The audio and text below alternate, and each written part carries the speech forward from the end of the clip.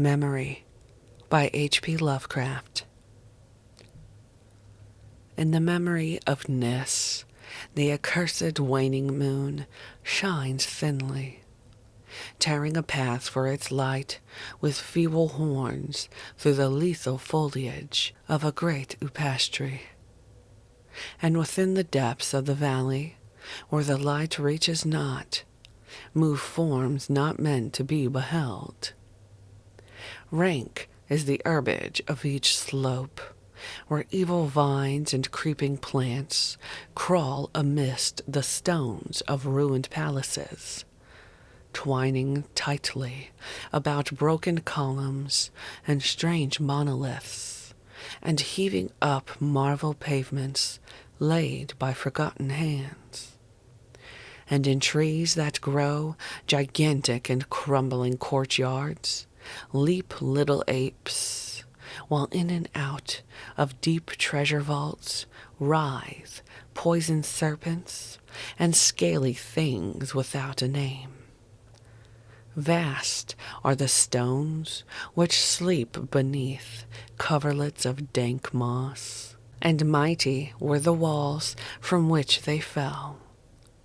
From all time did their builders erect them, and in sooth they yet serve nobly, for beneath them the grey toad makes his habitation. At the very bottom of the valley lies the river Than, whose waters are slimy and filled with weeds.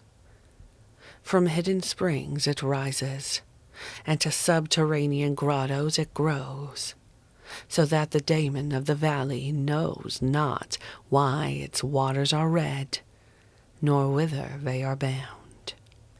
The genie that haunts the moonbeams spake to the daemon of the valley, saying, I am old and forget much.